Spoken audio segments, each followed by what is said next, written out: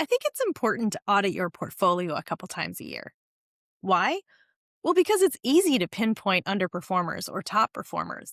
But what's often the most interesting is identifying movement and change. Revenue managers typically gravitate toward historical KPIs.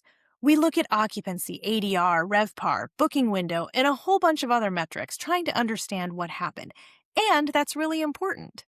But the goal of an audit isn't just to explain the past, it's to identify where to investigate next.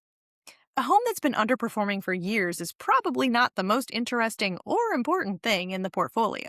But a home that suddenly drops from a top performer to an average performer is. Likewise, a home that moves from average to exceptional also deserves attention. When those things happen, something meaningful likely changed.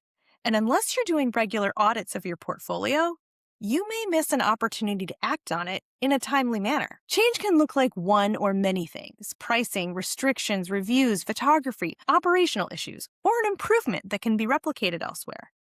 The point is that movement and change often tells us way more than position ever could.